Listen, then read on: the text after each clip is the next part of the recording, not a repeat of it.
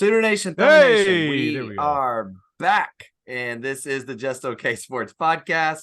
I'm one of your village idiots, Daryl. That's Troy. That's trying to Just already start over. derail me. Just start over. Like you had me yelling in the intro. Just start over. I'm leaving all of this in. We'll edit it in post. It's fine. We'll edit it in I'm post. getting another beer. We'll do it live. He's gonna get another beer. That'll definitely calm him down. Oh yeah, this will make it all better. Good Lord. Okay. Sooner Nation, Thunder Nation, we are back. This is the Just Okay Sports Podcast. I'm one of your village idiots, Daryl. That's Troy. That's Jared. And yeah, boys, how are we doing? Doing good, Jared. How are you doing? You're looking very good. It's hot. Just found out that apparently Florida's a leper colony. So yeah, things are great. How about you, Troy? Give them the stat. Give them the stat that you were telling us pre-pod. Nobody understands your joke. 34% of the new cases of leprosy in the United States occur in Central Florida, which is where I live. So I'm just going to stay in my house for the rest of my time here. You could move back. You could move back. Yeah. Are you getting a lot of looting in Florida? Am I doing a lot of looting? No, not you, but are you getting it? Are you seeing it? Does that happen? Yeah. No. Are you thieving around? No, man. Not partaking in the Florida man life yet. Like you don't get that until like a year in. You get your year membership card, then they introduce you to the actual Florida man activities. So then it's looting and eating invisible air biscuits and things like that. Got to get some street cred before you can just go straight into all that, right? Like, yeah, absolutely. Yeah. Good times. Troy, how are you? I'm fine. That was a weird pause. I'm fine. I'm just ready for football. Talking about college football, talking about fantasy football. NFL training camps are going down. Recruiting is picking up in August. It's football everywhere, and it's fantastic. It is. And just as a reminder, we are not journalists. We're just a bunch of nobodies that like to talk stuff. And so we record it and hope that somebody else enjoys listening to other idiots talk about it all. So if you do, like, subscribe, leave the 5-star reviews, all the good things. We've even got merch you can buy. You can go check all that stuff out. And hey, if you live in the Edmond area, come hang out with me. I'm having a barbecue fest on the 26th of August and going to have Curtis Lofton there. So you should come and check it out at a little place called Gateway Community Church. It'll be a lot of fun. So come and check all that out as well. But let's dive into what is really in front of us, and it is fall camp for the Sooners. So we're going to break it up as we always do. We're going to start with bad news. Then we're going to go good news. Always better to end on the positive. So bad news coming out of camp would be that there is a chance, there are rumors, there are very vague reports, message board, scuttle, however you want to call that Dalen Smothers, there's something there. Suspension, potentially, maybe homesick. I mean, nobody really knows, but not great. Not what you want to hear, a week into fall practices for sure. So, but it's been talked about on Sooner Scoops, been talked about by the Budberry Bob Beer podcast, all those things. But here's my deal. Even if he's gone for the entire year, are you guys really worried about the running back situation? I guess would be the question. Jared, I'll let you take it because I'll let you take it. Thanks for letting me take it because you let me take it. No, it's I don't think it's that big a deal. I mean, we've heard a lot of things about. I mean, obviously we've seen Barnes and Sawchuk, and you've already seen. I mean, we've seen plenty of from like what we already have, and then we've obviously there's a lot of hype around some of the younger guys. So it's like I don't really the running back room. If this was maybe a receiver or an offensive lineman, then I'd be a lot more concerned. Running back, I'm not really concerned with that room losing a guy. I mean, I hope that he does stay because I do think he could be really good, but in the overall scheme of things, I don't think that affects their season. No, it means nothing. Like, this is a nothing burger to me, honestly. Because, I mean, as much as I would love to have him, right? Right. Love to have. I don't think he sees the field. I don't know if he ever sees the field for significant playing time at the University of Oklahoma, because not only is Javonte Barnes and Gavin Sawchuk sitting right there, right? We know how good those two are. Guess who is people have said is the best running back so far in camp? Go ahead. You go ahead, give the answer. It's Caleb Hicks, the true freshman. True freshman. Caleb Hicks. Yeah. That's not even talking about Marcus Major, that's been on campus for a decade now. And then we got Taylor Tatum, maybe Caden Durham. We'll talk about that later. Coming on campus next year. The dude's not going to see the field as much as I would love. I hope he does. I don't know if he ever sees the field. I think. Oh, go ahead, Jared. Go ahead. I would say the only thing would be the competition through depth sort of thing that Venables is pushing. I mean, I think he does provide a little bit of that. I agree with you, Troy. I'm just saying the depth is still there without him. That's the thing. Right. I think I'm with Jared a little bit on this to say this. I think through camp, it's fine. Right. But when we talk about the season, here's where I'm at. Marcus Major is going to play 2 games. Well, that's all we've seen for 6 years. Maybe. Right. So when you talk about depth, you can just take him out, which means that what I would consider the third running back in the room is really not a third running back in the room because he's going to break and he's not going to play. So but there's still competition now. There's still competition now, and there will be until he plays. So and then Towie Walker is a guy that's there, but do I feel good if we got to a situation? Let's just say Barnes goes down and Sawchuk goes down. Do I feel great that Towie Walker's the main back? I mean, I feel like it's not going to be horrendous, but no, I don't feel like we're strong at that position. And so now you're leaning on a true freshman, which you could do, but at that point, it's Towie and Caleb. If Dalen were to be gone or suspended for the year, that's the only thing. Those are 2 big ifs that both dudes go down. Those are big ifs. Sure, but Barnes went down last year. Right. I mean, and he was barely a 500-yard back, and he went out with a foot injury, and that's why Gavin Sawchuk, and we saw Gavin Sawchuk in one game. Which I think it looks good. I feel good. He was very nice. I'm just saying. But yes, overall, Troy, you could be right? But I think running back is just one of those positions where we've said this before. There was the one season where we had 4 guys and we're like, dude, we're ready to roll. And next thing we knew, we were down to 2 and we were hardly running the football, afraid that we were going to lose another guy because there were only 2 guys in the entire room left. And one of them was a walk-on. Like it can change really quick. And so having that extra let me ask you this. Good.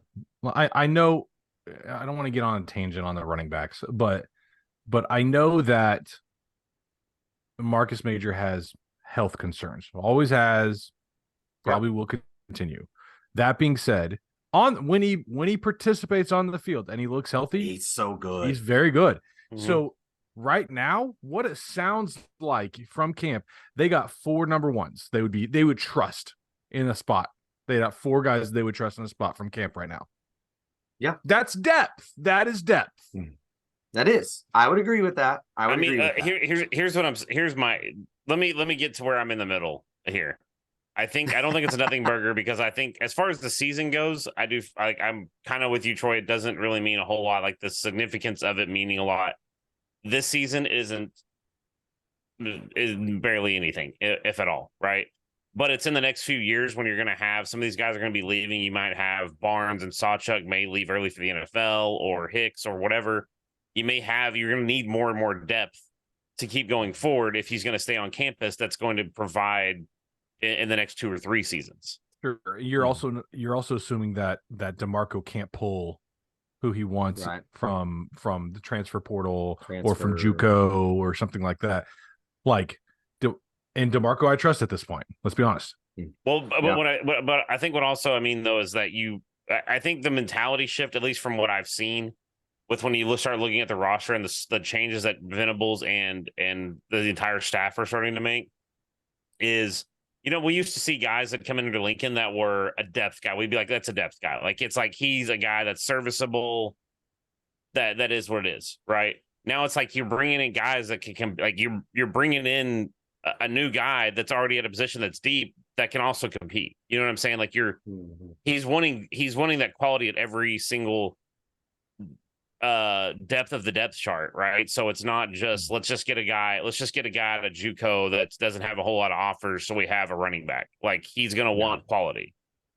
Right.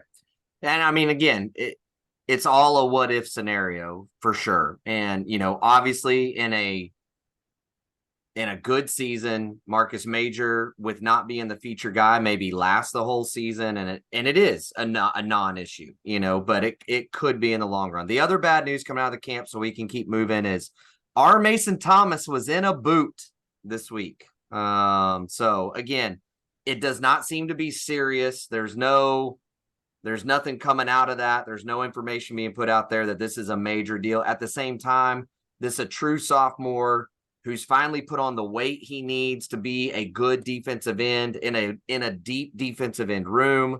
It would just be nice for him to get every rep possible in fall camp. That's the only thing that bugs me about that, but nothing super crazy. And then the last I'll just put together and let y'all talk on all the rest of that is, man, tight end is still crazy thin.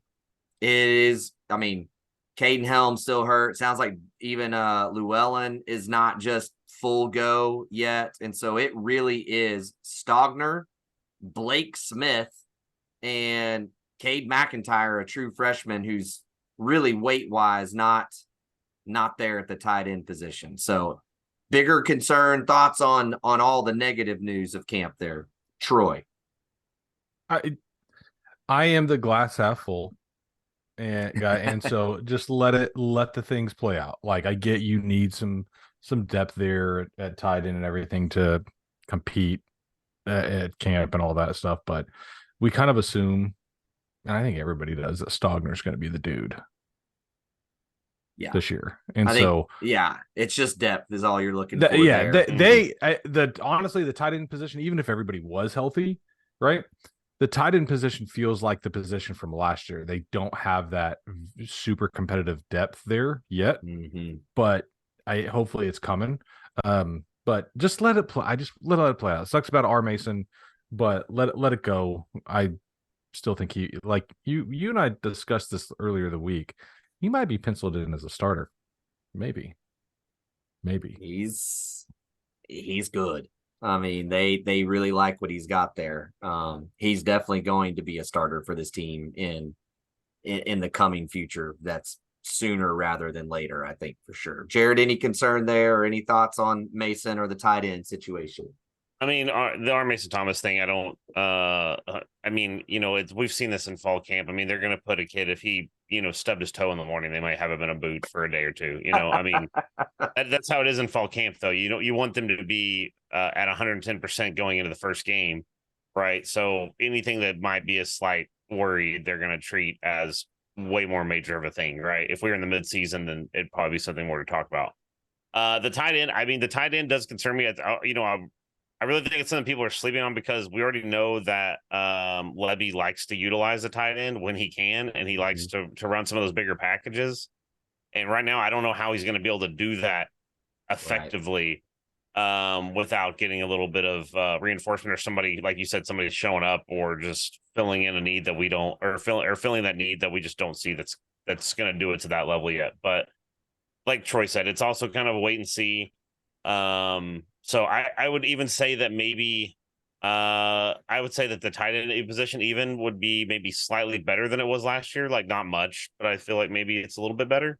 So so we'll see. We're gonna have to see how it plays out. And like I said, I do think Cade is gonna be really good in his career. I just don't know if he's gonna have that weight in that playbook down this season. Yeah, absolutely. All right, well, let's talk about the good news. Let's get off the bad. Let's talk about the good. It has always been said, right, depending on who you're talking to, it's about the Jimmies and the Joes more than the X's and O's, right? Like, that is what college football was built on, especially back in the days when there were no limits on scholarships and those kinds of things. And so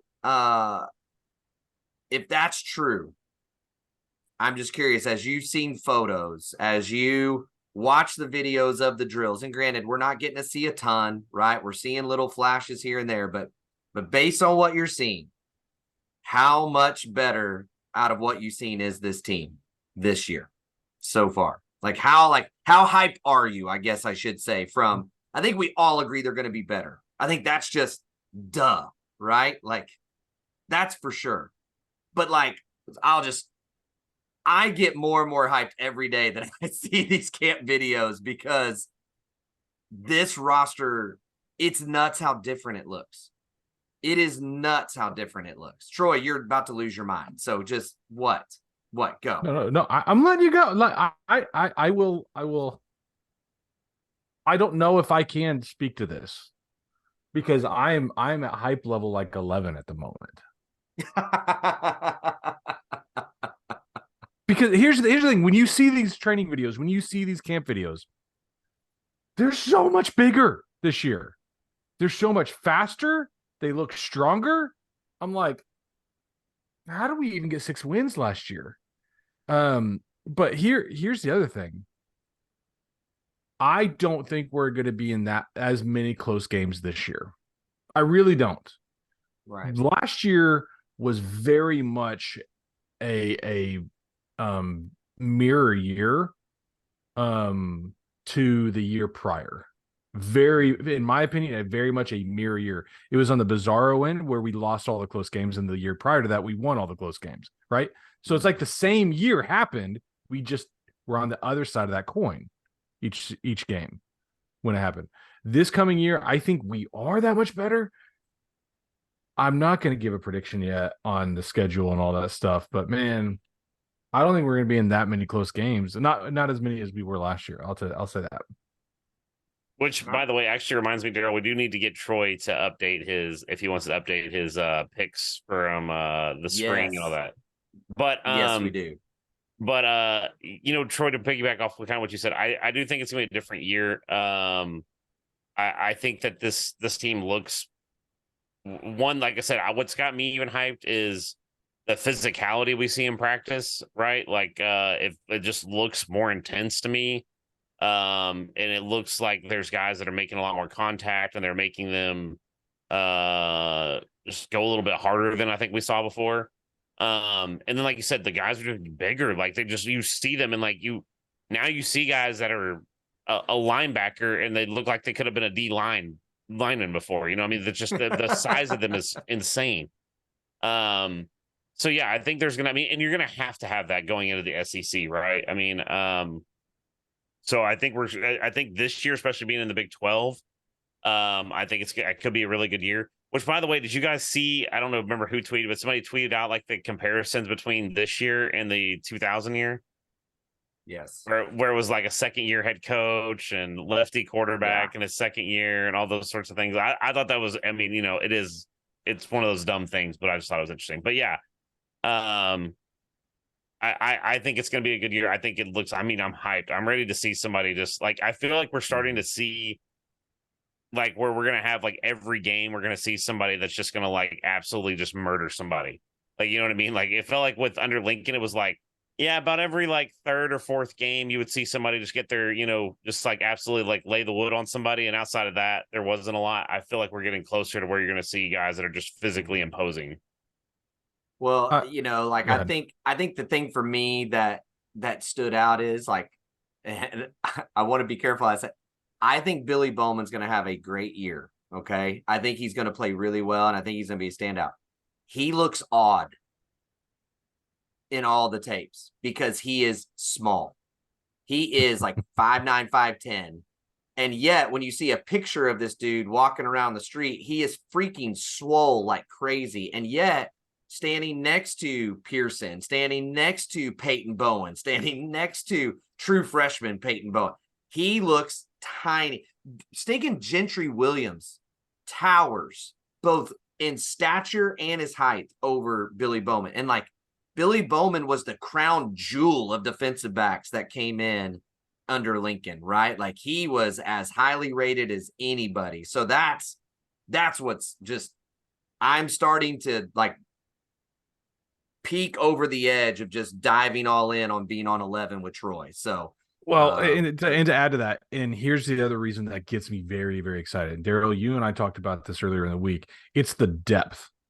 We alluded to it earlier. they have depth, especially defensively, where I feel like they trust their 2 deep, sometimes 3 deep on a spot to go in, make a play, and not be a minus on the field when they're in.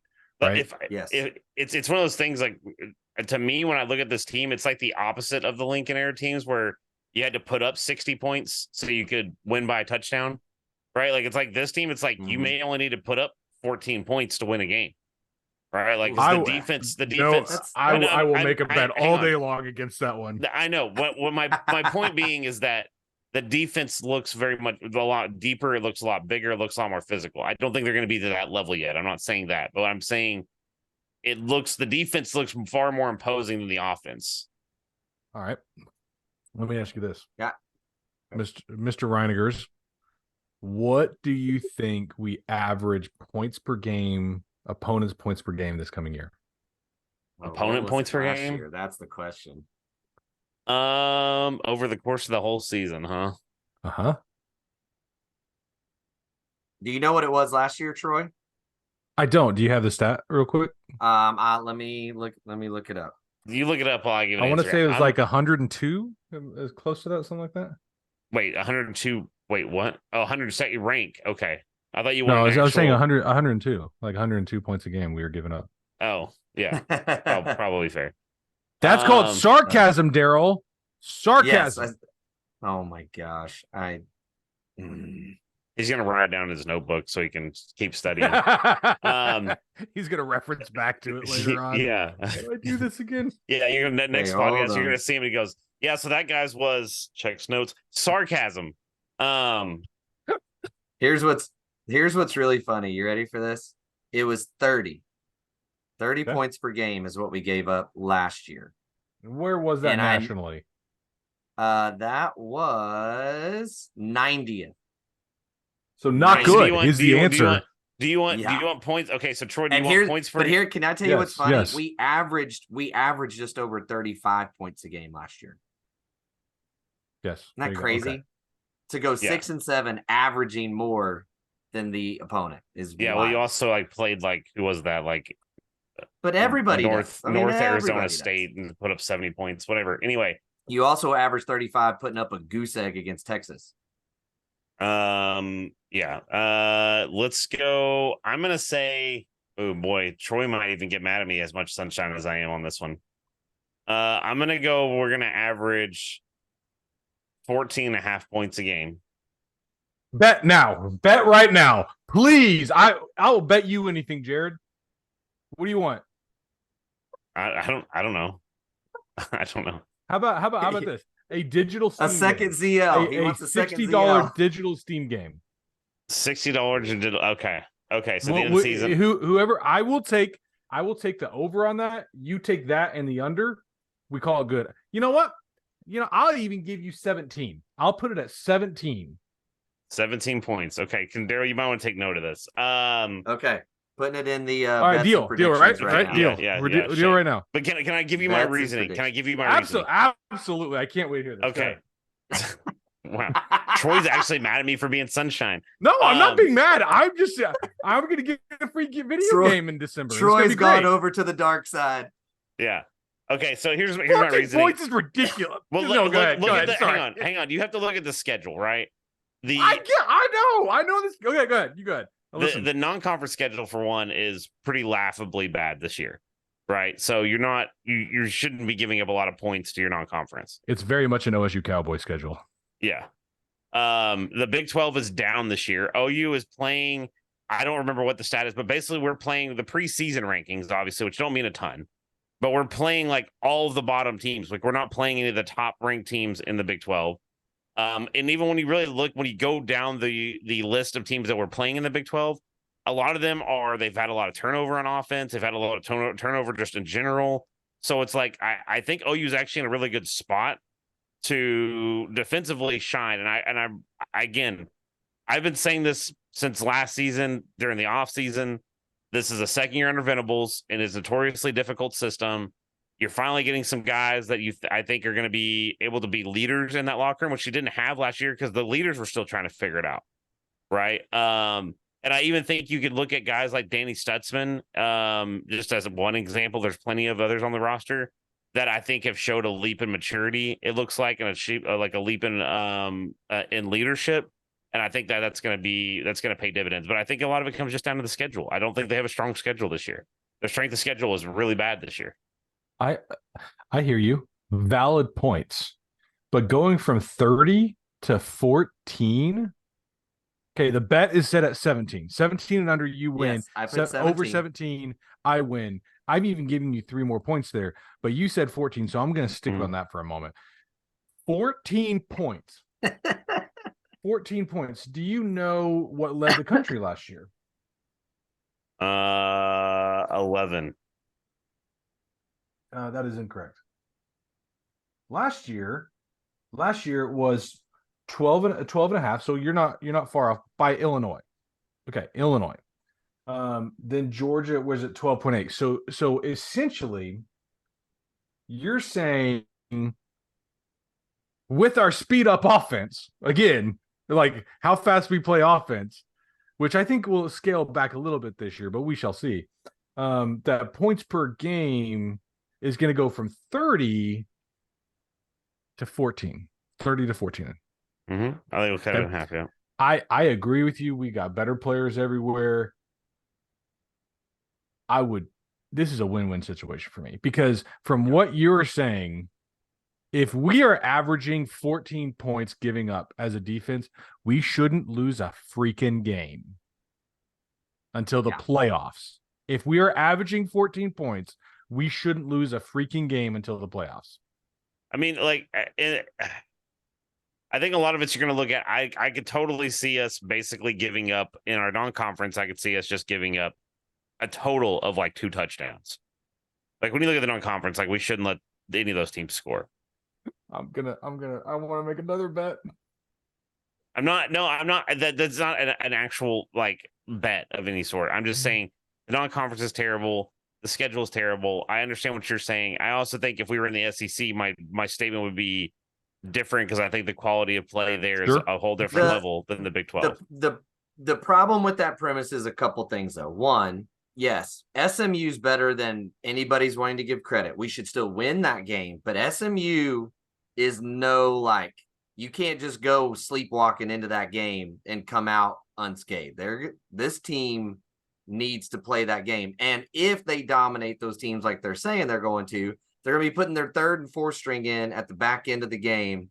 And that's inevitably why there's always 14 to 20 points scored in those games, is because the backups and the 3rd and 4th string gives up 2 to 3 scores, right? So that's where I'm siding with Troy on this one of just, it is so hard in this era of football and the way that it's officiated to do that. But I like y'all's bet. It's good. Now let's keep moving because there's other positives. How about this?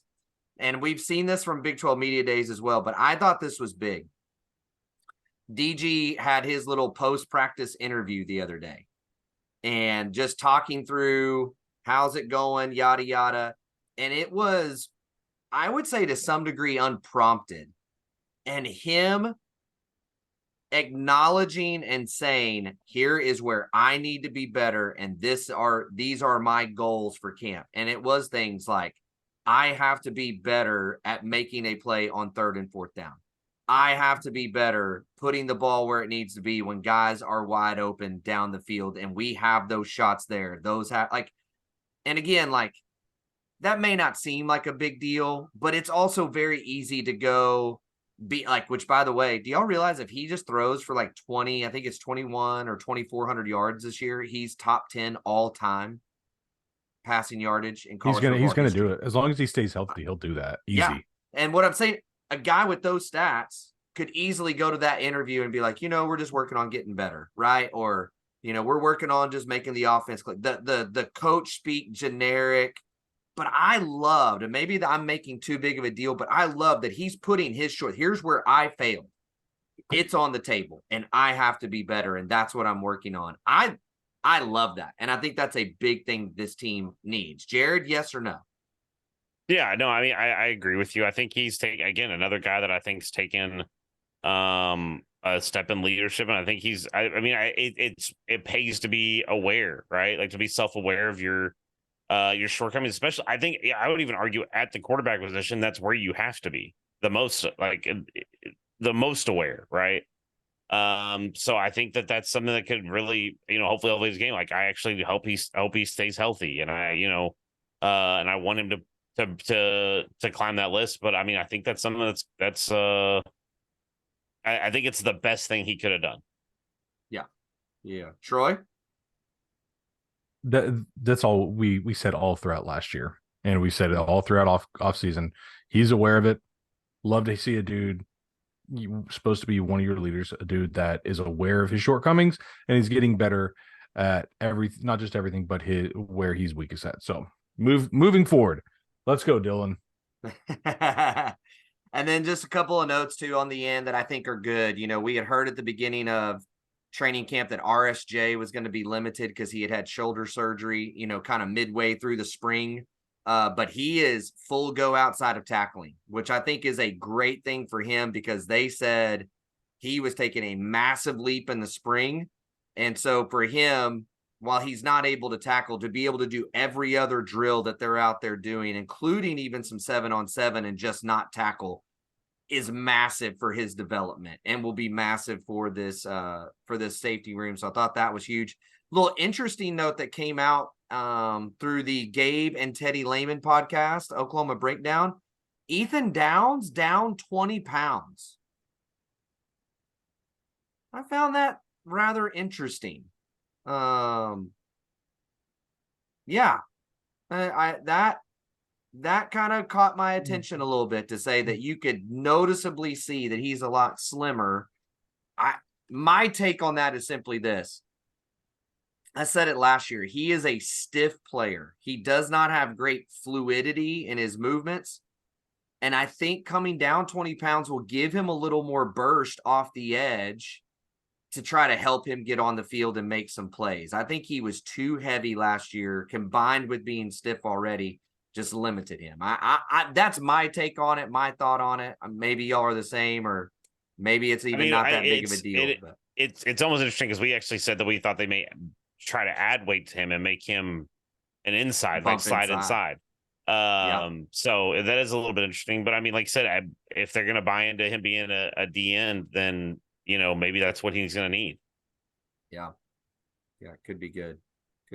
So, and then full scrimmage is Saturday, so we'll see what comes out of that. That's a couple days. I think we'll really start to get some glimpses. The other thing I would just make a quick note of, and we did on the last pod, yet again in the last couple days, reading some other things and talking to some folks, guys.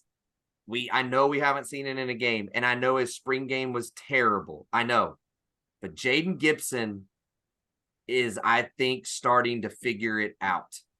I really think he is starting to figure it out. And if he does, and he can on an actual Saturday, that is a problem for this conference, because he will kill it if that's true. So let's get into once. Go ahead. Fool me once. That's all I'll say. Fool me once. Troy doesn't believe in development. It can't happen. It cannot happen here at Oklahoma. So how many years have we been saying this? Sorry. It's only his second season. Too much. It's only once. How long? Oh, it was one.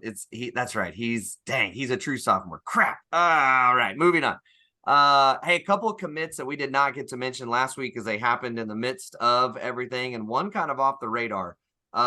Josh Isosa, I believe is how you say it.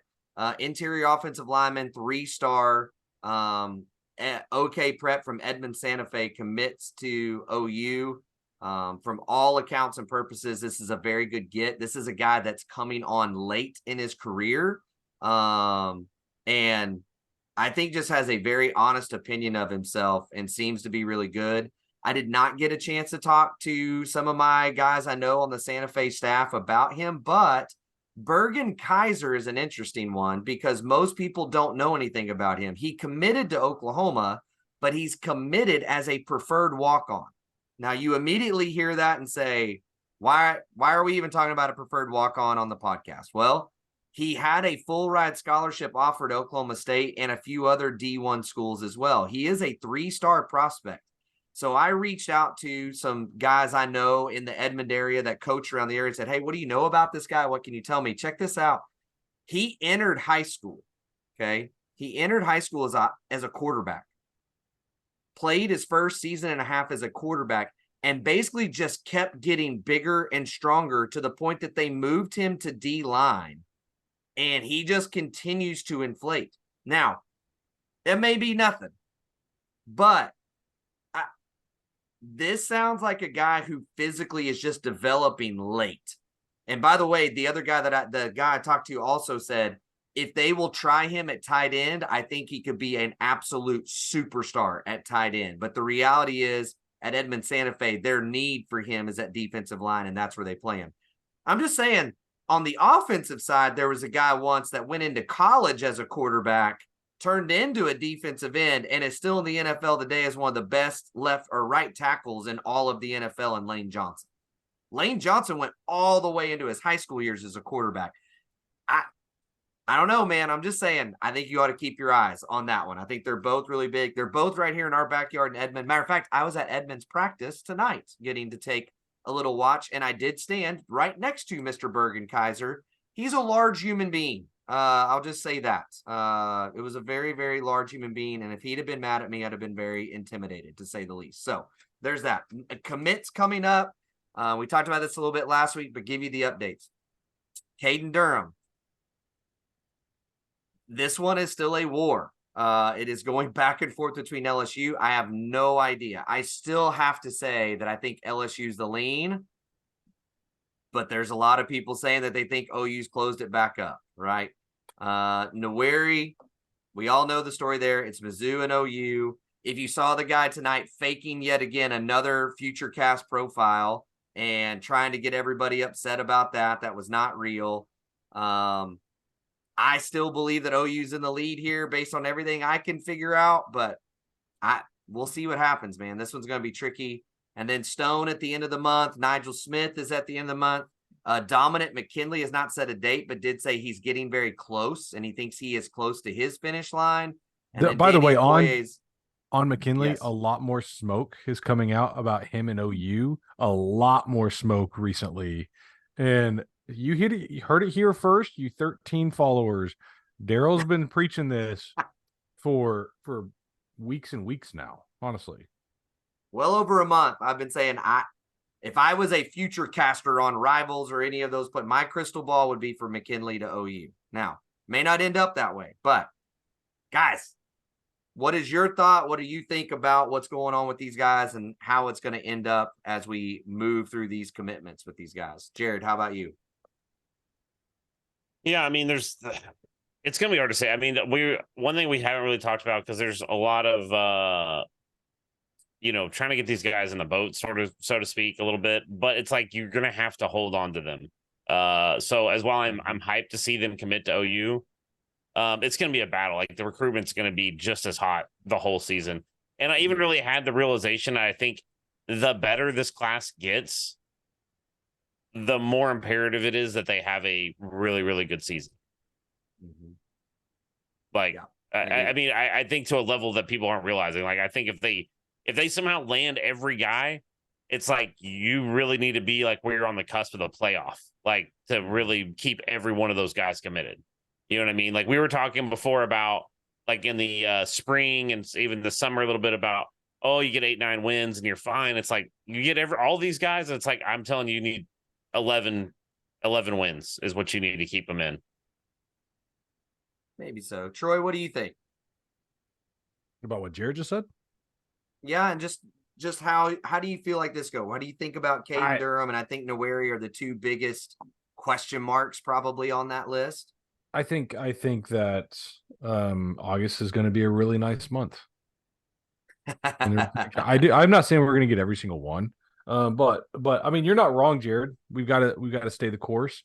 We've got to be persistent on the recruiting, and we have to produce. I say 10 wins minimum for the class to stick. If we get under that, you might see a couple of guys dropping here and there. But man, You got to give it to Brent and staff. They are recruiting their tails off, man. And like and special kudos to Emmett Jones coming in late and getting dudes left and right, man. Like so, and in the 2025 class, on top of what you're talking about, is starting to boom quickly. Yeah. Yeah. But I think too, like, it's like, I agree with you, Jared. At the same time, this is where great recruiting just is what it is. I mean, guys, how many years did Texas go with a losing record and keep raking in top 5 recruiting classes with the same coach that went 2 and 3 years with a losing record, right? And then a brand new coach coming in with new systems and they always stay up there and they always do that. And I think that's one of the reasons you keep hearing Brent try to keep saying 63 guys of this roster are first or second year players, right? He's hammering that truth because any improvement you see this year is going to come from those younger guys, right? The main old guys that are going to help this team are Bothroyd, Dejon Terry, right? And Trace Ford. Well, guess what? This class is really dependent on those positions. And they're all coming open, right? Isaiah Coe is going to be gone. So everything else is youth. And so I think that as long as whatever they're preaching behind the scenes lands on these kids and there's some improvement, that's why we need you, because we took a step forward with that. Imagine what we're going to do with you and take another step forward, And so I agree that they need to win. They can't go 6 and 7. It'll just be interesting to see what that threshold is. But look, everybody's freaking out about Noweri, right? We're going to lose him to Missouri, blah, blah, blah, blah, blah. Guys, and then even Caden Durham. How are we losing Caden Durham at the last second, et cetera, et cetera? So I just went through worst case scenario right now. Worst case scenario in a couple different positions. Let's start with D-line because that's the one everyone's worried about. Worst case scenario is Jaden Jackson, who's already committed. Wyatt Gilmore, who, by the way, I love his tape, is already committed. And I've continued to hear he's going to skyrocket up the rankings this season. Nigel Smith is basically already committed publicly to OU and is a top guy in the nation, 4-star guy. David Stone seems like it's going to take a lot to get me off the belief that he becomes a Sooner. And then let's just say you don't get Noweri and you don't get McKinley. Okay, Danny Okoye, why don't you fill the other in spot for us? And we're going to roll with Jaden Jackson and David Stone. Like, what are we free? And then you got this Bergen Kaiser kid who knows what he can be, considering he's played D-line for 1 year of his life and he's still growing into his body, right? When you talk about running back, you lose Caden Durham. You got Taylor Tatum, Xavier Robinson, right? The wide receiver class is going to be Zion Kearney, Ivan Cario, Zion Reagans, KJ Daniels, and Dozie Ezekama. All right. Who's upset with that? Davin Mitchell is going to be your worst case scenario tight end class. And James Nesta, a 4-star linebacker who also just happens to be a high-level baseball prospect, are all in there. I mean, like, what are we freaking out about right now? Like, OU fans are this is one of those spots that OU fans are a little stupid. Okay. It's like they just have to have the bet. Like, oh, if we lose the number 1 player in the country, oh, we're terrible at recruiting, right? We lose David Stone out of our backyard. I mean, that would be a miss on our part. But yes, I mean, like what was the wide receiver we lost? Oh my gosh, I think we lost cycle? to Clemson. No, Wesco. Yeah, Bryant Wesco, right? We lost Wesco, and people were like, "Oh, we can't recruit." Well, we didn't have Emmett Jones at that point, or we just gotten him, or something like that, right? And by the way, again, he has not signed anything. He hasn't signed anything, but all I'm saying is, like, OU fans are a little stupid when it comes to all this because they're spoiled. They think they should get. They're almost like A&M fans when it comes to recruiting. Oh God, take that back.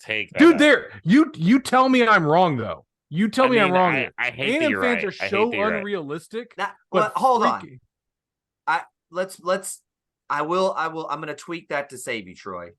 I think our loud social media people are very much like A&M fans. Yes. Whereas the entire A&M fan base legitimately is that yes, way. yes. I will give you Okay, that.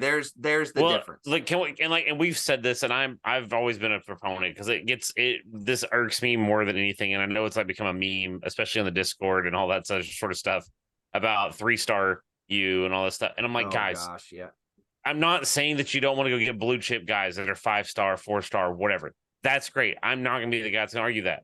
But you can't just write off every single 3-star. Like you said, there's the 3-star, especially this early in a cycle, right? Like, I mean, they still get kids. A lot of kids don't shoot up the rankings until their senior season. I mean, people forget these kids are still 16, 17 years old, right? Like, they're still growing. They're still coming into their body. This may be the first season that they're playing a ton of meaningful football or whatever. There's a number of factors that you have to factor into it. So guys, like, just chill. Like, again, we have a lot of guys that are going to be going to have the fireworks of landing them. Like, if we landed Stone and Nowari and all that, like, yeah, that's going to be great.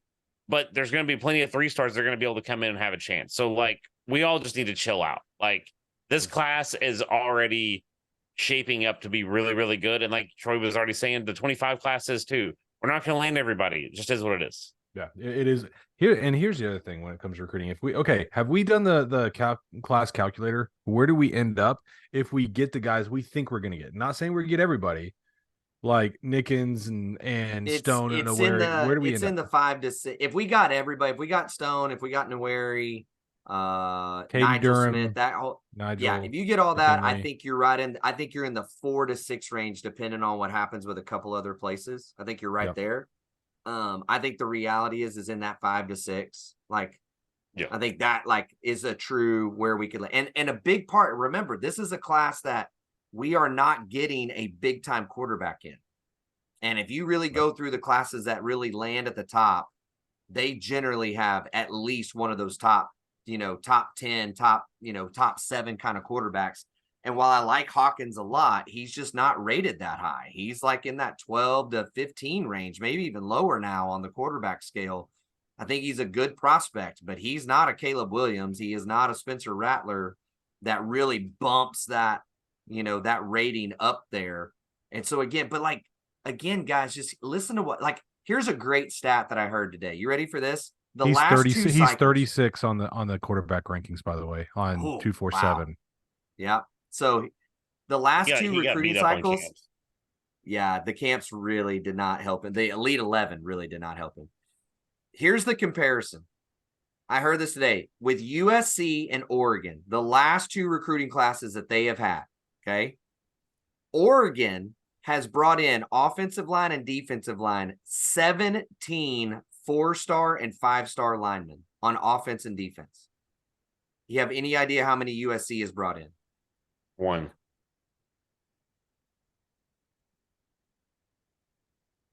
4. 5. I almost said 5. But think of hear the difference. 5 line of scrimmage people that are in the 4 to 5-star category compared to 17 for Oregon. Oregon is building inside out. And when you listen to that class, look, you lose Nowari, you're still, again, Jaden Jackson, Nigel Smith, Danny Okoye, guys, OU fans, you should be ecstatic about where this is. And here's the other deal. You're in these races. It's not just coach speak. You are legitimately in the race. And so it is super fun. So super fun. Sorry, go ahead. I was say another factor I think people have to realize is that with Schmitty being in there, you're going to have a lot of kids that if they have the buy-in, you're going to have kids that are going to explode on another level than you might see in other strength and conditioning programs.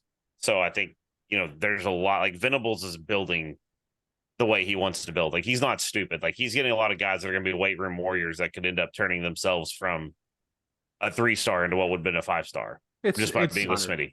It honestly, it kind of feels like he's got to get his own culture guys, what he's looking for while still being high rated. Kind of feels like a Sam Presti kind of situation. He's getting the guys he wants, but that has has the potential and everything. You see how that, like, the culture wants to be the gym rats. See the correlation where I'm going with this? Is that your way of saying you'd like to transition to Thunder Talk, Troy? I don't know. Maybe you want to talk basketball? Hang on, we got alignment first. We got to talk alignment. I was gonna say we put off alignment talk for you, Troy. We put a pin in it last week. We did. We did not. I even stopped us a couple of times from going down that road. I mean, so when we're talking about building, let's rather talk about the deconstruction of the Pac-4. How about that? Let's go there, and the construction of 2 super conferences at this point and a couple other conferences along the way. So Troy, you kick us off, man. You were fired up about this when you couldn't be on the pod and said, we have got to talk about this. I said, okay, like we'll wait on you. Before we get into it, can we just start calling it the Four Loco Conference? Like, okay. All right. There's so many thoughts here, y'all. There's so many thoughts here. Let's start with the Pac-12. Okay. So really all of this over the last few years was really kicked off by the SEC. The SEC lit a fuse, and then they're just like, y'all can try to put it out. Like, we're done. You try to put it out at this point. They lit a fuse with OU and Texas. So when USC and UCLA say we're going to the Big Ten, which was surprising in the moment, I was like, oh, okay. I saw what Lincoln was doing. He didn't want to compete with the big dogs in the SEC, right? You can say what you want in public, Lincoln. You're a fraud, but he went to the Big Ten so he could have. Hey, we're in the second best conference. Some consider the best conference. Okay, eat something. But he wanted control of the western part of the country when it comes to recruiting. Well, then what happens? Then everything hits the fan. Then Colorado's like, we're out. Y'all, we're not doing an Apple TV deal. Okay. We're going back to the Big 12. Deion's like, we're going back to the Big 12. I was like, okay, going back to the Big 12. That's when everything hit the fan. When Colorado was like, we're gone, and because the TV deals were not happening behind the scenes. So Colorado's gone. Oregon, Washington, they go to the Big Ten. All of a sudden, all of Lincoln Riley's nightmares are coming true. This is my favorite thing ever. Then what have we seen since that's happened? We've seen him lose 2 recruits so far already. He's lost a total of 5 over the last month. Isn't that just terrible? Like, I feel so bad for the dude. I'm so sorry, Lincoln. And what's funny is recently the running back that just committed to Georgia is from California, and yet again was a kid that Lincoln chose not to recruit because he was believing that Taylor Tatum was going to end up at USC, so he ignored the kid, and then he gets flipped by OU, and then he loses out on the other one to Georgia, which is just Bijan Robinson flashbacks, USC Trojan fans, because that is exactly what happened with Bijan Robinson and OU. So, and he doesn't have, by the way, he doesn't have a quarterback recruit in this class. But that's normal because last year he had Malachi. He had Malachi. I get it, but whatever. Anywho, so now Oregon's going to the Big Ten with him. He doesn't want that. And now we've got who did the Big 12 poach? They poached Arizona, Arizona State, Utah, and Colorado. Is that right? Yes. I think that's right. Yeah. And then what's funny in that, BYU came to the Big 12 to get away from Utah. Here comes Utah right behind them to join them again. What? It's so good. Well, BYU was independent. Remember, they were independent. But they wanted away from Utah. They didn't want to be with Utah. Here's what's crazy. For one thing that we did talk about, Troy, was like the Big 12. As much as I hate to say this, I think I forget what's the commissioner's name now. Yormark. There you go. He's done a good job. He's done a phenomenal job. Yeah. And I even think I was like, even Teddy and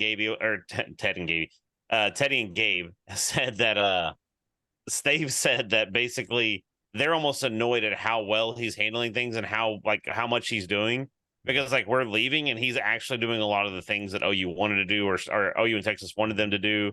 And it's doing a lot of new things that are really outside the box that even other conferences doing. Not even the SEC's doing.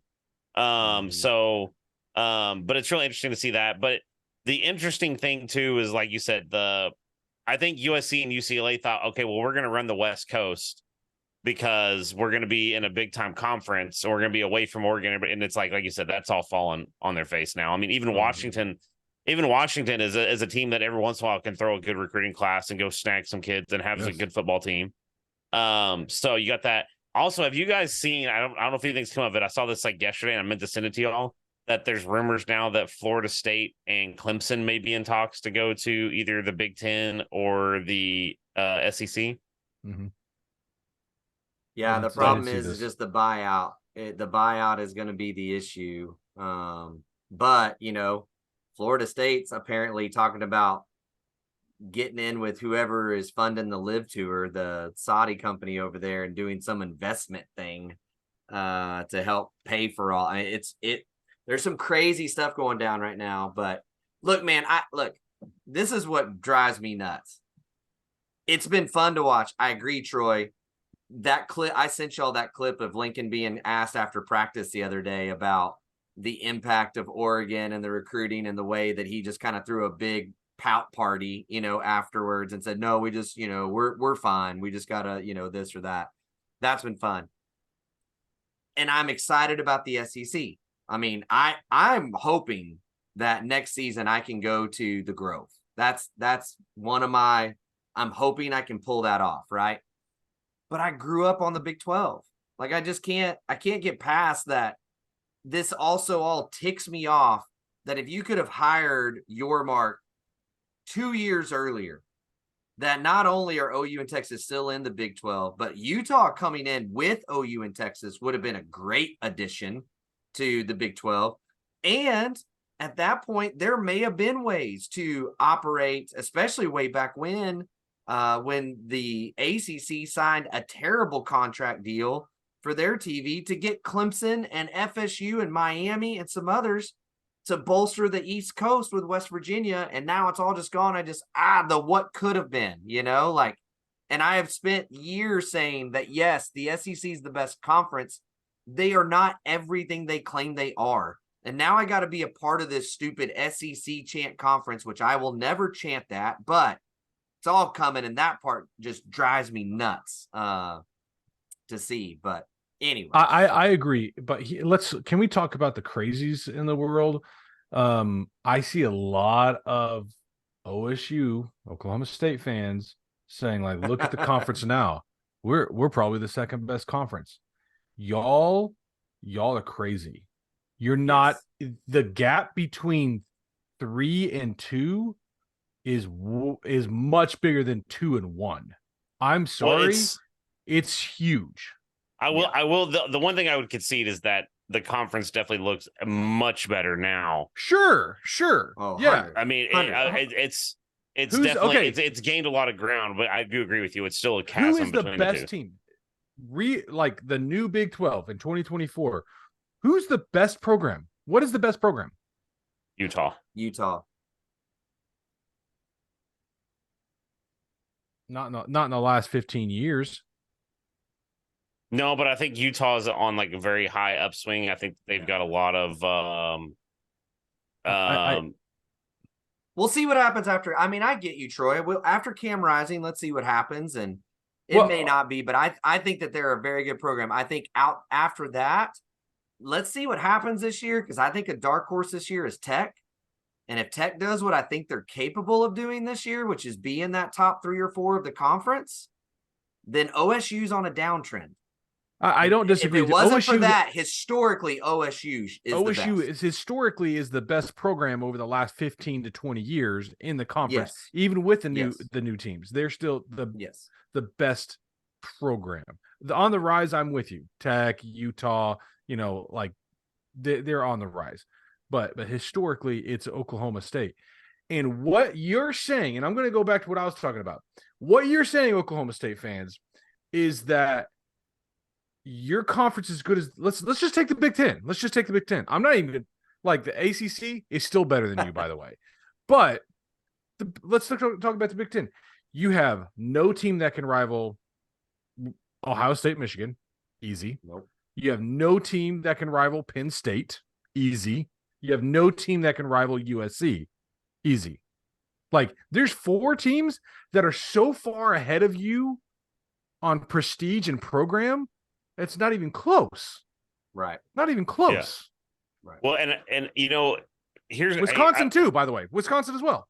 Here's I'm going to give you what I think would be a brilliant idea, and I think you guys are going to have to hear me out on this.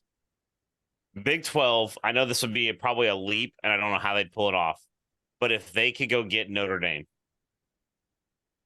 Yeah. Not because I think Notre Dame's like some like powerhouse. They're gonna win a natty all the time or anything like that. I think they're a very overrated school. However, the brand, that would be by far the biggest brand in the conference. You can't, as much as we can all dog on Notre Dame for being overhyped every year and all that, you can't look at Notre Dame and go, that's not a brand that's massive in college football. It's up there with it's a blue blood. It's a blue blood. 100%. So totally agree. But the chance of the Big 12 getting Notre Dame is the same amount of minutes that Johnny Manziel watched film. Zero. Zero is the answer. Well, but because if they're going to, I think Notre Dame is going to be a school that's probably going to have to now. I think their hand's going to get forced with how things are going in college football right now with all these super conferences. I mean, it's going to break out, so there's going to be 3 or 4 super conferences. Then I think that they're going to have to join a conference. I think the most likely place they land right now is the ACC, because they already did their ACC partnership. What was that, 2 years ago or whatever, during COVID? And then like a couple of years after, I think they had the whole ACC partnership thing going on. But I could see, I think they have a chance to go anywhere. The one thing that you just said, though, is what is going to have to break, which is the brand of Notre Dame is so big, because I believe with this new contract that just went into effect that CBS, I don't think is a main partner in the SEC anymore. I believe it's ESPN is their that's their deal, right? CBS may still have a game here or there, but they cut back. CBS cut way back, because remember, for years and years, CBS was one of the main drivers behind the SEC with that 2:30 slot, and I think that's gone away. NBC's only college football that they do on a consistent basis is Notre Dame, because they've been the one who has signed that TV deal with them to do. Now, think about this.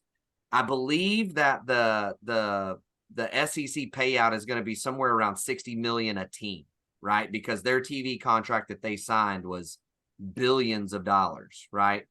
So if CBS, for instance, said, hey, we're not going to carry any more SEC games, we're going to do Notre Dame at $50 million a year, they're spending way less money than all the other networks, and they're getting the one brand they want. And that's the thing I think that's going to keep Notre Dame going independent for at least 5 to 10 more years. But if they don't start winning, it's going to be a major problem for them, but it's just, when you're looking as a network, we can either spend $500 million to $2 billion, or we can spend $50 million a year. It's kind of a no-brainer, right, at that point, to say, okay, let's just spend 50 and go that way and see where the chips fall, because they still have a massive TV following as well. So it'd be interesting. We're running out of time. Next week, I do want to talk about Greg Sankey. Publicly was on radio the other day and said it's time for us to reconsider the college football playoff, despite the fact that we're already planning on making changes to it. But with all the change in the landscape, we need to already relook at that. I think it'll be very interesting to see what little nuggets come out about that and what that could look like, and where we go. But Troy has been amped up for some Thunder talk. We're going to move that way. But before you can talk players, Troy, we're getting a new arena, Troy. Yeah, we are. How did that shock you when that came out? No. Really? No, because they've been talking about that for over a year now. And so when Holt was like, hey, we got an announcement coming, and my first thing in my head was like, okay, it's going to be a new arena. Now, wow. I was surprised that they're not going to raise taxes. That was the surprising thing to me. Yeah. That they didn't. That I was like, something. Have they said where they're going to build it? I don't think. No, they have not revealed that information as to my knowledge, but I might be wrong. I am not sure, to be honest. I was curious just because there's the. I know that there's. This is just me talking something totally aside, but they're building like that. There's that Native American museum, and then they're building like a whole resort. and that whole area is kind of blowing up. I was like, it'd be kind of cool if they built an arena over there where that's really blowing up, right over there by the river and all that sort of stuff. Well, and with sport, I still think that there may be a pause. I think that sports gambling is going to come the next Oklahoma State Senate side of stuff. And if it does, for them to put the Thunder Arena right next to that resort that's got a casino and all that stuff, like that's, that all just ties together too well for Oklahoma City to make a buku of money off of, Yeah.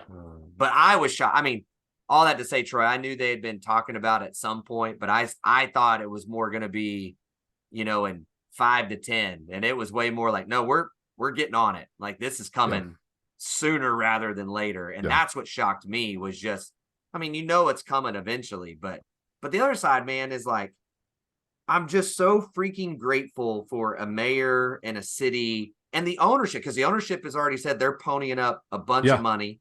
It's going to be one of the first time that's happened in a long time. And that's what a small market has to do. Seattle, that's how you keep your franchise in your city. You actually update your stuff because it is an entertainment industry, and you can't sit around on 20-year-old arenas and go, well, we put new chairs in. That doesn't do it. And Oklahoma City's doing it right. And it has brought a ton to the city. And I'm thankful to the city. I'm grateful for the reactions of the city of being like, yeah, like it's time. Like, let's go. Like, I've seen very little negative feedback. I'm just proud of OKC and proud of our leadership. And I mean, it's like you kind of alluded to. It's like, it's cool that it's happening so much faster. Cause like, how many times has a team been like, we're building a new arena in 2045 or whatever, and you're like, okay, cool. And it's like, there's so many roadblocks and delays. And by the time you end up getting there, it's 20 years. What was supposed to be 5 years is 20 years or whatever. So the fact that they're trying to move that at a much faster pace, I think is really cool. Absolutely. And they're going to need a bigger arena because they have a bigger player now on the roster in Chet Holmgren. That some clips out of USA Basketball, Troy, he looks like he might understand what to do on a basketball court. I'm so excited. I thought my hype level was high last year going into the season with him. It is even higher. But here's the thing. I do believe last year was a blessing in disguise. We said it, we hoped it would be, but now we're seeing the fruits of that, taking a year off. He built his body. Now he's not big still. He's still a beanpole, but he has some more definition. He has some more size, right? He has eaten a lot of Kentucky Fried Chicken and mashed potatoes and gravy in Oklahoma, all the fried food that we have here, because we're an very obese state. But that being said, he has bulked up a smidge. But the most important thing that I really do think, outside of that and him developing, watching the game, learning it as he's there on the sideline, developing relationships and everything with his team, was the emergence of J-Dub. That was, I think, the biggest thing, because I don't think his emergence happens if Chet's on the floor last year. That's a great point, Troy.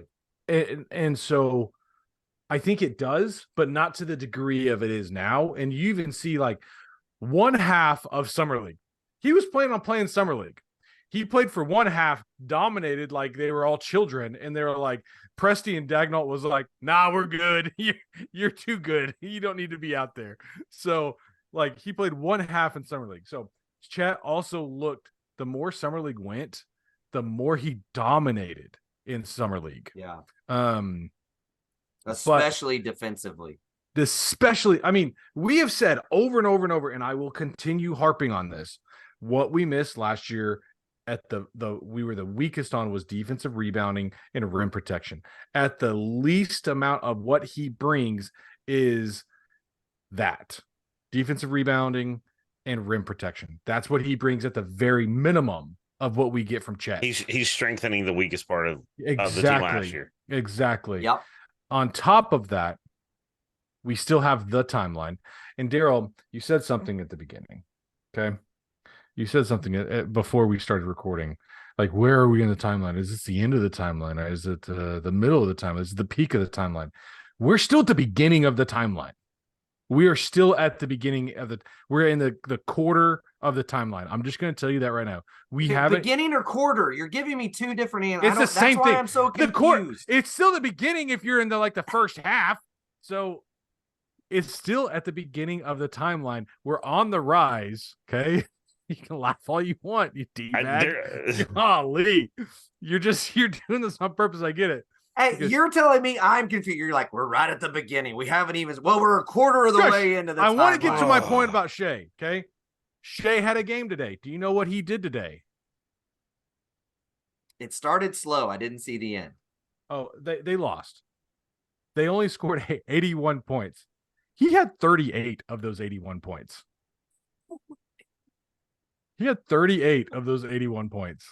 I also saw that Dort had an incredible dunk in the game. He had like 12 points in the third quarter. He brought them back. Dort did by himself. It was Dort and Shea in that game. Anywho, all that being said, what I'm seeing and then I'm seeing the clips of the USA team against the USA select team. If you don't know what that is, the USA team is with Anthony Edwards, Jalen Brunson, Paolo Banchero. The select team is that J-Dub and Chet were on that select team, along with some other like rookies and second year players. But I mean, Chet held his own, dude. Like Chet and J-Dub were right there.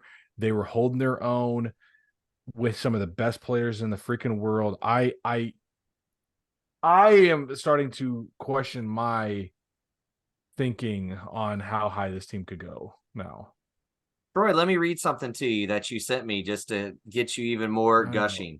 Okay. J-Dub was just the second rookie in the 44 years of the 3-point line. 32-year-old Arvydas Sabonis was the first to shoot. Arvydas Sabonis, you illiterate person. Oh my gosh. Arvydas Sabonis. Sabonis was the first to shoot 55% or better on at least 500 2-point attempts and 35% or better on at least 100 3-point attempts. So all that to say, J-Dub was the second rookie in 44 years that's ever completed that task. And Arvydas Sabonis played in Europe most of his career, and he was a 32-year-old rookie. So he was already efficient in what he did, and that's why he was so good at then. So essentially what we're saying is J-Dub had the most efficient scoring season as a rookie that's ever happened at that age. It's not bad. That is not bad. And that goes back to what we were talking about his emergence with Chet not on the floor. Like those dudes together, Shea, Chet, J-Dub, Giddey, and you want to plug in Dort or anybody else there, like, or even Isaiah. Let's say Isaiah Joe instead of Dort, if we want to go offense. There's not really a game plan for that five. That is a wild five because they're so good. They're so young. They can come at you. They can hit from all angles.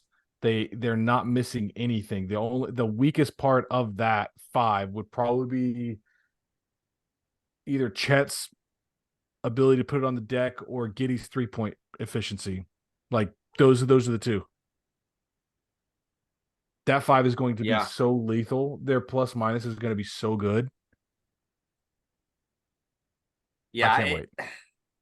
So, man, there's just so many things I could ask. Troy, you were a little less giddy about how many games this team could potentially win. I know. That's why I said what I said. I know. I was pushing into the 50 range, and you said no way that we're going to get above and over 50. So what are you saying now? Troy, let me ask it a different way for you then. Okay. How deep in the playoffs do you think they can get? What's the ceiling for you in the playoffs? The ceiling? Second round this year. I think that's the ceiling. Push it to seven games in the second round. I think that's the ceiling. Like they have to go through hardships before they break through. right? They have to learn to fail before they can learn to win. So What happens if Ding develops? with what? Sorry, Jang. He's talking about Ding, Usman sorry. Jang. Oh, we haven't talked about how good Jang looked in the summer league too. Oh, and he's growing. The dude's growing. He looked, of all the guys though, he looked physically different at summer league than he did from the end of the season. Like his body looks stronger and taller. That's another. Like, you want to put him in the 5 with the other 4 baddies we've got, like that is a scary long team. Like Shea is your smallest dude out there. Yeah, at what, 6? like 6'5", 6'6", something like that. What is Shea? I'm not sure. That's why I just stopped talking. By the way, like, I'm not. J-Dub has the biggest differential between height and wingspan. Second biggest differential for guard in the NBA. Shea is 6'6". Yeah, he would be the smallest dude on that. Gosh, is J-Dub 6'4" then? Or is J-Dub 6'5"? J-Dub might be the tiniest. But dude, that dude bulked up in the offseason too. It's really, he did. I think what's kind of crazy about I think one of the, not to see if people aren't talking about it, but people don't talk about it enough, is the fact that it's like the team is so positionless overall. Like, you know what I mean? Yes. Like it's a great point. Like people Dude, talk about Andrew Schleck, that's all he keeps talking about. They are going for decision makers and ball handlers to where it's just 5 guys playing basketball. There is no center. There is no, like, that's all he keeps saying. Think about if they can get this roster to, like, they get them developed and everything. It's like, it's so, how many other teams have we seen where it's a point guard goes down or a center goes down or whatever, like, you know what I mean? And they don't have, like, they don't have somebody that they can just slide in. Right, like somebody's having to play out of position, or they're having a guy that's the second best guy. It's like right now you could rotate guys around. You know what I mean? Like, it's crazy. Like, it's like you said, it's just 5 guys. It doesn't matter. The flexibility that Dagnall has with lineups is something that I don't know if any other team has in the NBA. Honestly, like it is absolutely wild. The flexibility he can have. He could put out. He could honestly put out a lineup of Giddy. I'm trying to think. We haven't talked about Giddy. Like Giddy, who would be another a tall number 2? Wiggins, no, he's like 6'4". Wiggins like 6. Yeah, I was gonna say he's down on the list, but think about like a Giddy, Jang, J Will, Chet, and then like you want to put in Shea. Like Shea's the smallest out there, and everybody else is 6'9" or above. Yeah, and you talk that they're truly positionless basketball. Like they can all bring the ball up the floor. They can all run pick and rolls as the screener or the ball handler. Like, it is absolutely wild. Even a guy like JRE, like, is in that 6'5" to 6'7" range and can be all over the floor coming off the bench. JRE's like 6'9", 6'10". Sorry. Even taller. But okay. You know what I'm saying? Like, yeah. I'm just saying he's above that range. Like, again, like, it's not Dame Lillard at 6'1" or 6'2". Right, it's not like you're like, when you think about the starters, Williams. Kenrich is another guy. Like, you really do think about Giddy at the point, Shea at the 2, J-Dub at the 3. And if Jang could develop, or Kenrich, either one of those guys at the 4 and Chet at the 5, like, how do you even pass the ball to a back cut? Like, their wingspans alone will just cover everything up. And then even on the defensive end, like, when you do play guys like Klay Thompson or who's another good defender, but Marcus Smart, that's known for great defense. Like, what's he going to do against getting switched on a guy like Jang or J-Dub or even Giddy? Because their height alone gives them such an advantage, you know?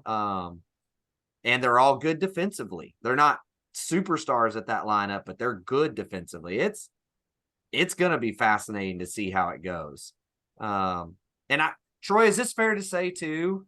Like, despite how good they played last year, we should not freak out if in the first 10 games it has a little bit of a train wreck feel to it because of how positionless they're going to play. They could start 3-7, in the first 10, depending on what their schedule looks like. And we're like, what's going on? What's wrong with them? The problem, I just don't know if that's going to happen. Here's why. They've gotten better just by adding Chet. They've gotten much better. And I know they gotta get that rhythm and momentum with them. But we rarely got blown out last year. We rarely got blown out.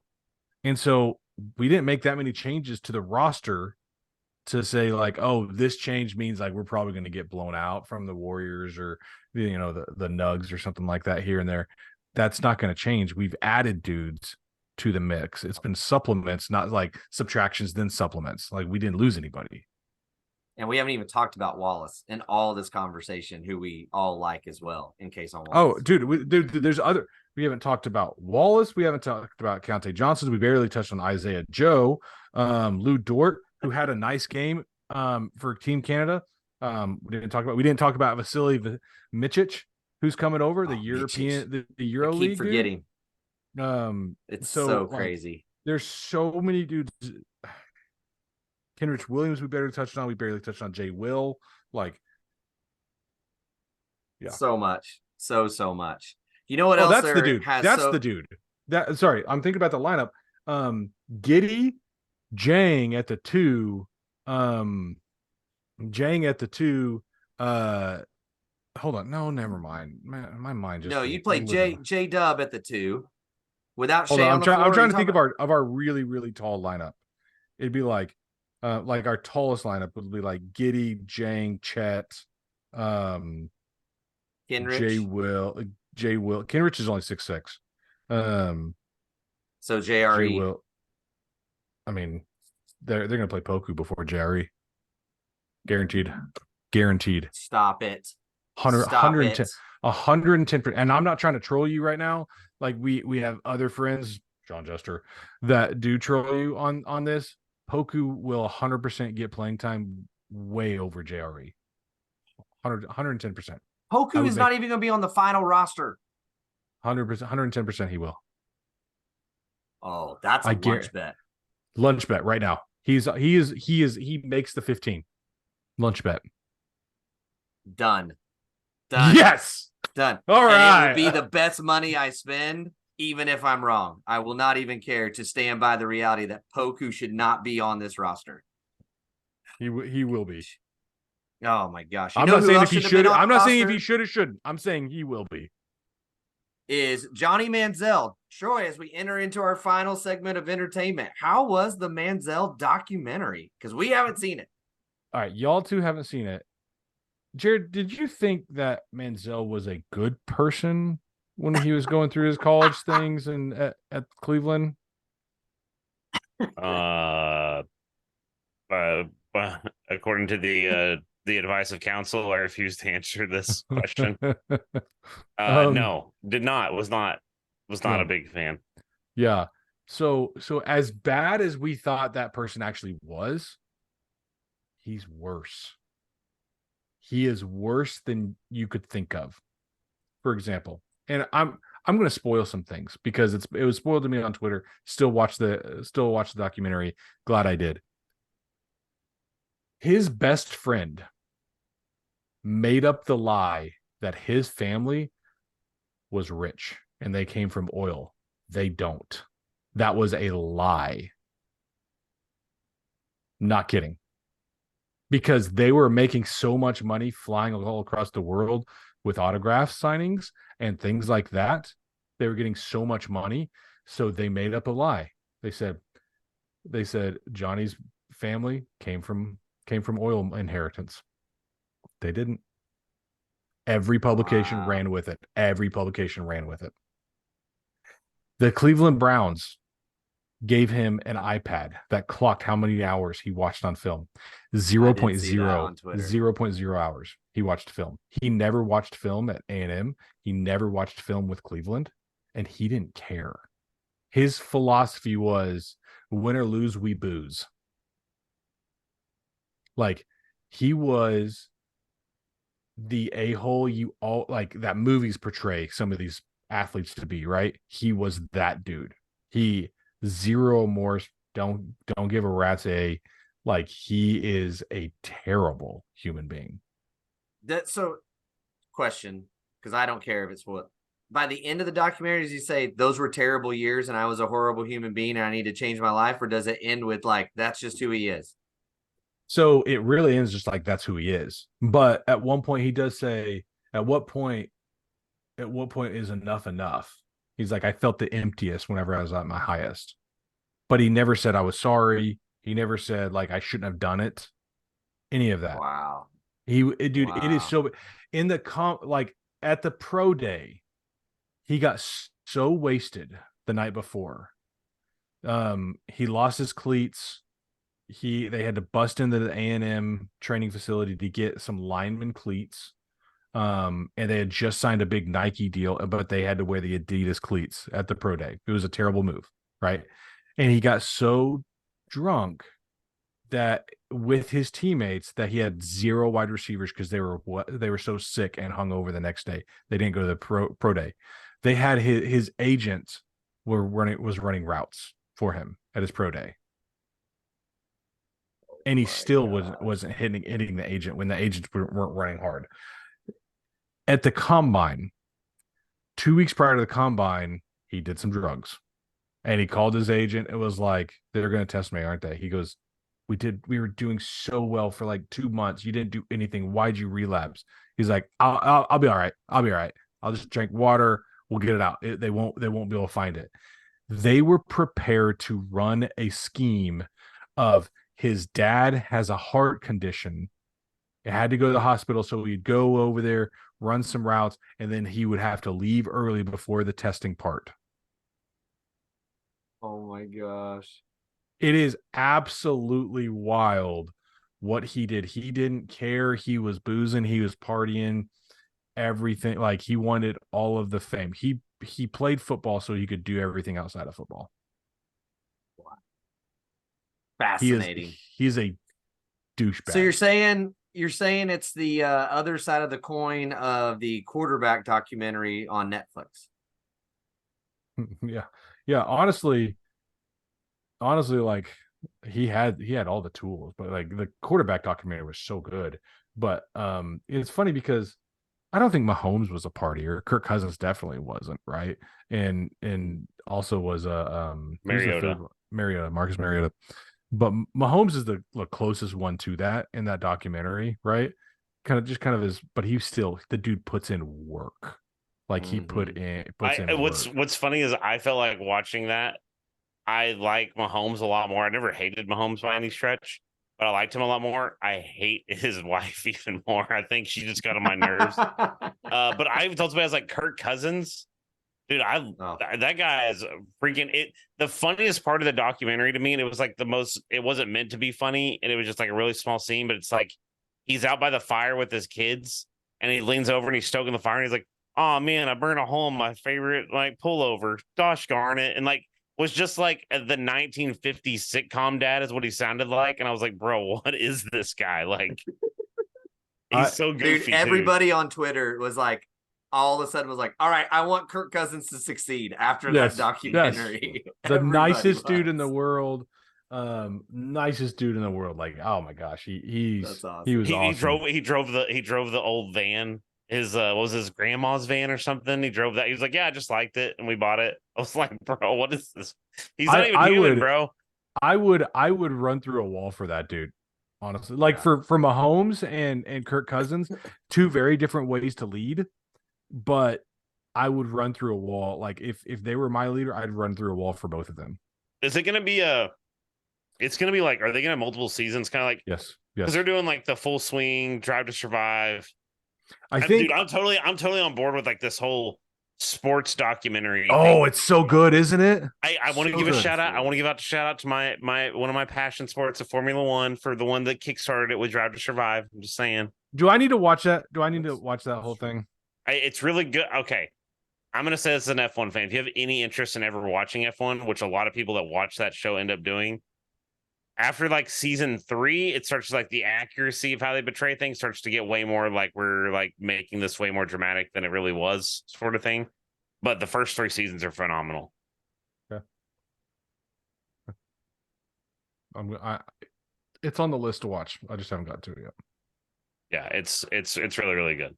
Oh, and I both think of you especially sorry, go ahead. I didn't mean I'd to say especially the first 3 seasons you'll really, really enjoy. After that, I think even if you're not an F1 fan, it kind of goes downhill. But And both of you jokers need to go watch Barbie and Oppenheimer. Go watch it. And Mission Oppenheimer's done Impossible. for me. Yeah, yeah, I gotta And see Mission it. Impossible. I just haven't done Barbie. And I need to go see Mission Impossible. Yeah, my son and I just finished Mission Impossible number 5 tonight. We just finished the 5th one. That's Rogue Nation. Dude, the new one makes me terrified that we're even recording this podcast right now. I'll just say that. Like, it's really good though, isn't it? It's very good. It is very, very good. Dude, but yes, it makes me afraid of all technology. I just want to go off grid and live in the middle of the woods. Here's something that I ended up getting I watched the new Transformers movie. I know this is like really weird. Did you guys have you guys seen that? I've watched half of it so far. So it's got a pretty cool scene at the end. That's all I want to say. Like the movie's kind of like it's a Transformer movie, you know. It is what it is. But the end is got a pretty cool scene. And it's got I forget the actor's name in it. He's in Jack Ryan. He was in he's been in a lot of shows. He's in so much stuff that I like, and I don't know his name. But yeah, there's a little tie-in. I'll just say that. I'm gonna watch it. I'm gonna watch it. So yeah, I'll probably take it in at some point. But it is every Transformer movie is the exact same. Let's be honest. Yeah, pretty much. Lots of explosions and stuff going on. So, well, good stuff. Well, guys, it's been real again. If you liked it, please subscribe, like, do all the things. Help us get the word out. Put it out there. Again, even our merch store. And remember, 10% of everything out of our merch store goes to Make-A-Wish as well. So if you want to get some gear to wear, even stickers that are cheap, like $3 for a sticker to help support what we're doing around here, we really, really appreciate it. It'd be awesome.